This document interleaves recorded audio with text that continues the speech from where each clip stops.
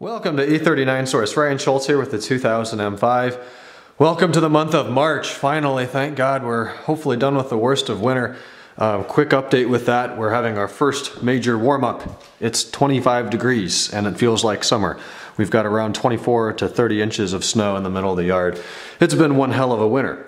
But welcome back to the DIYs. I was originally anticipating on starting to drive this car after winter storage sometime in the month of March. I've since revised my expectations to something a little bit more realistic, and I'm hoping to start driving it sometime in April. The road condition, not only weather-wise, but the physical condition of the roadways is horrible. There's potholes, there's all kinds of stuff. But anyways, we're gonna be doing a winter DIY, addressing the obvious. Yes, power steering leak, it's been there forever, it's going to be fixed in the spring. So that's what we're seeing on the ground there. Probably some oil from the valve covers, but mostly power steering fluid. So as I said, that will be addressed. Today's DIY is going to be working with the plenum. This video will serve to a couple of different points depending on what you're looking for. So we're going to have a plenum or upper intake manifold removal DIY. So we're going to be taking off the upper intake manifold, also known as plenum. Then once that is off, we're going to be replacing the plenum gasket, the 15 nuts that hold the plenum down, in addition to 2 of the studs that are broken on my vehicle.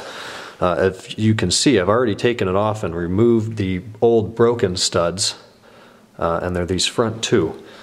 So first thing we need to do is a little bit of work under the hood to gain access to some of the bolts in the back. If you want to try to be creative with different socket sets and try to get to this bolt right here in addition to this bolt right here without removing the cabin air filter boxes, more power to you.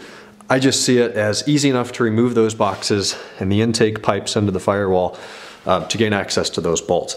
Other than that, we're looking at a really easy DIY. If you know how to use a socket wrench, you're pretty much set here. So I'm going to talk a little bit now about the tools we're going to need for the job. Out of our new Craftsman 4,000 piece toolkit, we're going to want to select a 10mm socket, which I have the wrong drawer open there. Look for a 10 mil, preferably say a 3/8 drive. I'm going to try to avoid the use of quarter drive tools for as long as possible. So we're going to need a 10mm. We're going to need a few extensions, probably nothing more than a 3-inch, although I'm just going to use the 6. So why don't we use a 6-inch extension and then a ratchet. Aside from that, to torque down the top plenum bolts to spec, which is 5 Newton meters, which equates to about 3.6 foot-pounds, we're going to need some sort of a very sensitive torque wrench. I just picked this up at Harbor Freight for 20 bucks. It's a Pittsburgh Pro lifetime warranty, 1/4-inch drive, 20 to 200 inch-pounds. And then we'll do a conversion from 5 Newton meters to inch-pounds to use that, but that'll be one of the last things we do. So let's take these tools over there and get to work with disassembling some of the cabin air filter boxes. Let me first apologize that I do not have a camera guy for this. I'm going to be trying to do it myself. I may or may not at some point during this job set up a tripod so you can actually see me work, but removing these boxes is really quite simple. Step 1, let's just take our hand and lift up on this weather stripping here. It's going to come right off. I'm just going to use the plastic mat for part storage. We'll get that out of the way. Next we're going to pull back on this lever and remove the lid to the cabin air filter box, as well as the filter. Get that out of the way. Then we can move over here to this little clip. They're missing on a lot of cars, but if yours is here, you just kind of pinch the outsides and wriggle it towards you a little bit and it will come off. Put that in a dry safe location. Now we have 3 clips which you can really just use your fingers on. If that proves to be too difficult, you could get a flat blade screwdriver in here. Loosen that up, push that back. So now that's disconnected. Now what we're going to do with the actual intake box here is just on the passenger side here, take the right corner of it, lift up, pull towards the center of the car, wiggle it around a little bit, and the whole box is going to come out like that. Set that away. Now we can see the electronics box cover, and we can remove this. These things never fit right into the firewall. The idea is they're supposed to go in and then turn counterclockwise and clockwise on the other side. They just don't work. It's a poor design, so just shove it in there. It's got this insulation around it, so it'll seal pretty well, but that comes out fairly easily. Now, it's just a matter of repeating all of those steps on the opposite side. The only difference we're going to find on the driver's side of the car is the presence of the hood sensor. This tells the security system when your hood is open and when it is closed. There's a wiring harness on this side. Pinch the top part and pull it back towards the driver's side of the car, and that's really going to be our only difference. So we can proceed with removing the weather stripping, the box lid, the filter, the housing, the clip, and the bottom part. This part was very simple. We've just gained access now to all the 15 bolts that we will be removing here. Now, probably the most stressful part of the job is simply removing these bolts in a way that will not shear off the studs that the bolts screw onto. So the idea here is this is the upper intake manifold, the upper plenum. The part that you can just kind of see around the sides here is the lower plenum. Down threads into the lower plenum, the stud that then sticks up through the upper plenum, which the bolts go down to. So, as I mentioned before, they're 10 millimeters. Let's get a wrench on there and I'll try to show you how to break those free in as non-aggressive as manner as possible. So you can see the extension that I'm using is clearly too long for this application, but that's going to be fine. What I find best is if you don't just put it on there and just torque it. Use the fatter, meaty part of your hand right here to kind of give it a thud. Now, since mine have already been broken free, I'm just going to very gently start working these off. And we are talking about older vehicles here. Likely this hasn't been removed for a while, so we don't want to be shearing these things off. If you do, and I did with 2 of them, I will show you how to correct that and remove the broken piece, and then I will provide the part numbers necessary to replace any that are broken. Technically, you're probably supposed to start in the center with the 4 in there. For removal, it really doesn't matter for removal. For the install, we are going to start up top and then probably go down in a cross pattern just so we don't stress the gasket in between the 2 pieces of the intake manifold. So get all your bolts out, break them free with the wrench, then you should be able to turn your extension by hand. Noting that there are 15, you'll very easily be able to see about 13 of them. There are 2 all the way in the back if we lean in there, right there. Okay, we're on the tripod now. I've removed the 13 bolts that I had in there. Your car will likely have 15. Pretty simple procedure removing those, and now it's as easy as just lifting up on the plenum. Now, depending on how long yours has been here, it might be a little sticky. Mine was probably installed for 5 years or so before I took it off. It had been off for previous maintenance, but it really wasn't too bad. I'm just going to lift up on the sides, try to pull evenly, straight up and out of the way. Now let me note, this thing here is worth around $1,000 if you needed to replace it. So be very careful where you put it. Be careful you don't scratch the carbon fiber on top or the end badge. I'm going to very gingerly set it down on the floor next to the car. Now, all of the nerds here are going to be interested with what we have, and me included. Those are the velocity stacks, as I prefer to call them, for the intake of each cylinder. Note that they're labeled not by factory, but mine are labeled per which cylinder they use. That was done by whoever had that off last and serviced the car just so they could go back in the same location. Something to note, when looking in there on that light colored part, which is all metal, I'll point to it here in just a moment. If you see a lot of oil, residual oil in your car, that's probably indicative that you have a ventilation issue. Your oil is not draining out of there properly. So I would probably take steps to resolve that. Maybe these oil pieces right here, I'm forgetting the correct terminology for that, oil separators, these things here may need to be replaced. I replaced my hoses last year. I think we did a DIY on that. I'm also seeing something back here that looks like it would pertain to ventilation or drainage. So address that as needed. But first thing we're going to do, well, depending on what you're doing, first thing I'm going to do is remove the gasket. It simply sits down in a groove around the whole area, and since I'm replacing this and I have the new part, I'm not going to be real careful with the removal of it. I just figured, you know, this thing is probably original. I don't have any record of it being replaced. So I'm just going to get that out of here, see if we can focus in on it. Right there, see the lip, and get that out of the way for the new piece. So better look with the gasket off. These are the studs that I'm referring to right there. So the bottom part, I believe, is a little longer. Maybe it's the shorter side. Threads down into the lower plenum and then sticks up. And it's got that collar on it right here.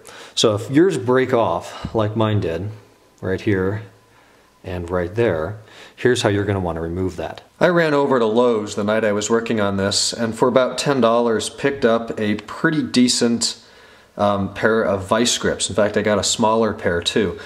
It'll be easiest if you find a pair that has a very well machined tip on it like that. You want to find something where they line up really well and there's virtually no overlap of the two pieces. From there, we're going to expand the vice grips, use the wheel on the bottom as you're probably used to doing with these tools, and as accurately as possible, cinch it down on whatever you have left sticking out. Get it as tight as possible, but really try hard not to dig into the metal of the lower plenum.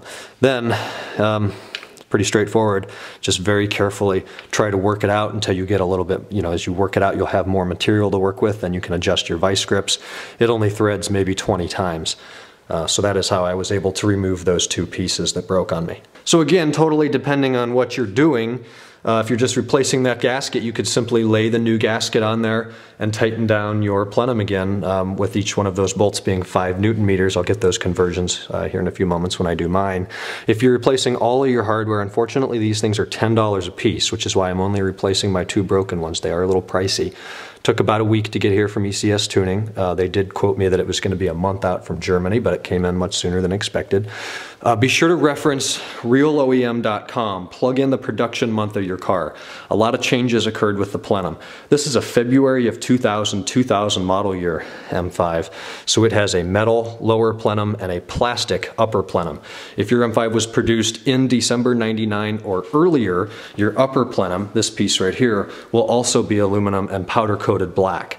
And a couple pieces of hardware changed. I believe the lengths of some of these studs are different. On this car, 13 of them are this size. The back 2, I believe according to Real OEM, are a little longer. So make sure that you get the correct parts for your car.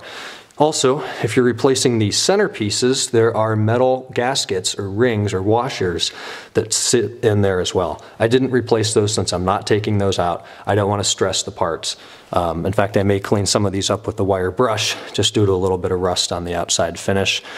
And if you do that, so be very careful that you don't fill your inner plenum with any sort of dust. This is your engine intake. You don't want that stuff going into the cylinders, scoring your cylinder walls, or doing any damage to the engine otherwise. So make sure you cover that very well and do not get any debris in there. So without further ado, we're going to get the part numbers for these studs, thread the studs in there by hand, maybe use vice grips if need be to snug them down there a little more, replace the gasket, replace the plenum, and torque down our new bolts. The part number for the studs that we're going to be replacing up front for a car produced after 12 of 99, so 100 production or later for the front studs, is part number 11611406664. Here's what the stud looks like. Notice it's a little longer on one side than the other. The longer side is what we're going to see. We're going to screw the shorter side into the lower plenum. But 45 seconds later, we do have both new studs installed with the longer side sticking up. And if we can get that to focus, note it's about the same length as that one over there. Now, they did change the design a little bit, actually for the better. Note the new stud, and we're really being picky here, comes down and maintains a regular thickness all the way down to the collar. Over here, it tapers a little bit before the collar, which is why they're a little bit more susceptible to breaking off. So it looks like they revised the part to a better component. The installation, I did actually use the vice grips to put it on. I went over the top, just cinched them on like this, and then tightened it all the way down. You don't need any specific torque on those, just get them so the collar is flush with the lower plenum. I did nick the metal a tiny bit there on the lower plenum, nothing that should matter with that gasket, you don't even feel it. So with those two new pieces installed, I'll get you the part number on that gasket, we'll seat the gasket and finish it up. Part number of our gasket is going to be 11611406657. Gasket was, I believe, about $20 from ECS, probably not mandatory that you replace it. However, it would be just a good idea while we have this off and it's not too expensive. Now, it's only going to go on one way. Note that we have this place here that sticks out, so just line that up. I'm going to start there and then just work my way around, pressing the part into the groove on the lower plenum. Note that it has these little rings that will fit around some of the studs. Some of them do, some of them don't. I'm already noticing this gasket's a little newer, obviously newer, so it's thicker and takes a little bit more pressure to seat it down into place. Before we do permanently install the upper plenum, we'll want to make double and triple sure that everything is seated correctly so we don't leave anything open. As I mentioned before, that can just get into bad news, getting stuff inside the plenum and then inside the engine. So looks like it's about done. Make sure everything's seated down well. You don't want any of this here getting twisted over itself, anything like that. And then we're just going to lift the plenum up, lay it back down, making sure that nothing gets in the way, and then we'll tighten down those new nuts. Okay, I think I'm pretty well content with the fitting of the gasket. If you wish, now that the plenum's off the car, it might not be a bad time to take it inside, say clean it up. That's actually what I did last week. Take a look on the inside, make sure you don't have any debris in there that's going to make its way into the plenum. When I had this off before, I just used some Zano Z6 on it. It's since gotten a couple fingerprints from working on it out here on it, but other than that, it looks very nice. So we're just going to lay that on there, nice and even. Make sure each stud gets pushed through its appropriate hole. Give it a push, we're going to hear some clicks. Everything appears to be seated, and we're ready to reinstall our bolts. Now, a little side job, which you'll never tell on camera, but I did replace the M badge there in the center of the plenum. That part number is available on Real OEM. It was like 20 bucks or something. My old one wasn't bad. It was a little scratched up on the chrome M letter, but the colors had faded noticeably. So that's got a nice new logo on there. I won't make a separate DIY, but replacing it is as easy as heating it up maybe with a hairdryer. It's held on with adhesion, and it does sit into a groove in the plastic or aluminum if you have an older car. Groove on top of the plenum. So then I just got a small flat blade screwdriver, put some electrical tape over the sharp part so I don't mar the plastic. Then I started prying up right here on the top right part of the M logo. I was able to get under it with my fingers, rip it off, remove any adhesion that sticks, and then just lay the new one down. It comes with adhesion on the back side. Give it a push and you're done. So I'm going to go pick up those 15 bolts. We'll get a part number on that and then start torquing those down. So we're going to need 15 of these. They come in kind of a spool. Part number for the nuts is 111214015117. Unfortunately, these nuts are fairly expensive as well. I think they're about $10 a piece. So we've got over, nearing $150 in plenum nuts here. It's crazy. My reason for replacing them is cosmetic. I go crazy with cosmetics on this car. If you guys have seen my videos before, this is not news to you. If I get one of the older ones, and please bear in mind that this is probably the worst older one that was on the car, and I apologize for focusing. Let's see what I can do about that. There is a huge difference. Where are we? Huge difference in what that looks like. Let me see if I can do better with that. All right, here we are. Take a look at that. So obviously the new one's on the right, nice and squared off, really shiny, no corrosion. This was one of the worst ones on the car, but it looks like hell. So we're gonna ditch that and install the new ones. So I ended up, as I mentioned, from Harbor Freight for 20 bucks, a Pittsburgh quarter drive. The specs on this, it's a 20 to 200 inch-pound. So I did some conversion on Google. 5 Newton meters translates to 44.26 inch-pounds. So I set the torque wrench to that. It's 4% accuracy. So if you've never used a torque wrench before, you just loosen this nut on this side, tighten it until you're reading what you want, tighten the nut back up, and you're ready to go. I am using an extension. It's a quarter drive extension on a 1/4 inch ratchet into a 1/4 inch 10mm socket. And we are going to start per instructions with the center. Now I always recommend starting these things off by hand just so we don't get anything cross-threaded. It might be a bad idea to start all of them by hand and then torque them down. So I'm going to just start all of them kind of hand tight with the socket, and then we'll get through with the torque. All right, I've got everything down hand tightened, all 15 of them. So now we're just going to use a torque wrench until it clicks, and then we'll stop. Make sure it seats down in the socket.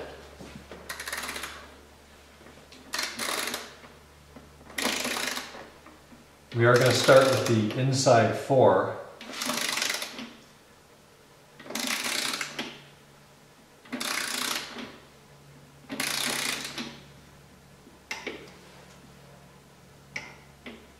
Alright, right there we've got a little click, so we're going to come off. I'm going to do a cross pattern, so we'll do the one roughly at say 4 o'clock, then we're going to come up to 11 o'clock.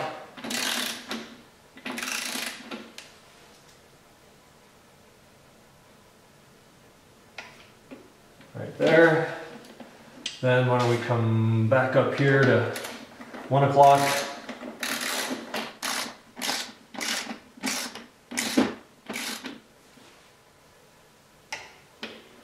And finally down here. For the remaining 9, I'll probably just do kind of a star pattern. Really, this doesn't matter. It's just holding this down. Torque probably doesn't matter at all. You can pretty much guess the torque with your hand if you needed to. I just like to be precise, so I'm going to use a wrench. But I'm going to finish this up, put the air boxes back together, and I'll show you the finished product. I am going to detail the reinstallation of one of these side passenger air filter boxes, just because a lot of people have trouble with this. I've done it so many times, I'm used to it by now. But starting with the lower box, obviously make sure that this end here with the opening is going to face towards the center of the car. And there's a couple things we need to line up. This piece here, it's a flap. If you have any debris in there, now's a great time to clean it out. It's just ventilation of any sort of junk that comes in through your filters. Any liquid, any leaves, usually plug that up. But that's going to fit into a pocket in the side of the fender here. So that's the first thing. At the top we have these 2 slats. There's one and here's the other. And in there we're going to be able to match that up with the 2 plastic pegs that stick out right over here. One here and one here. So those are the 3 things we're going to be aligning. Takes a little bit of fussing maybe. If you've never done this before, it's frustrating to get everything to line up. It's a really tight fit. But if you give it a push, don't force anything too much, and it'll seat down into place like that. Now before you replace your clip down here, or put your filter in, let's take that tube and fight with this a little bit. And as I said before, it isn't a whole lot of fun making that fit, but if you put it in there, twist it a little bit, just make sure it's as tight as you can get it, you'll be fine. All right guys, that's gonna finish up this job. Really not too difficult at all, providing that parts don't break on you. Purely cosmetically, we have a fresh M badge, really nice looking hardware up here now, so I guess that freshens things up a little bit. And on a mechanical standpoint, we have a nice fresh gasket and a nice seal protecting the air collector intake. So pretty easy job. If you have any questions, leave me some comments below. Send me an email, ryan@e39source.com. Check out our site and stay tuned for some future videos, and hopefully we'll be able to get this car back out on the road soon. Thanks for watching. Talk to you guys later. Bye-bye.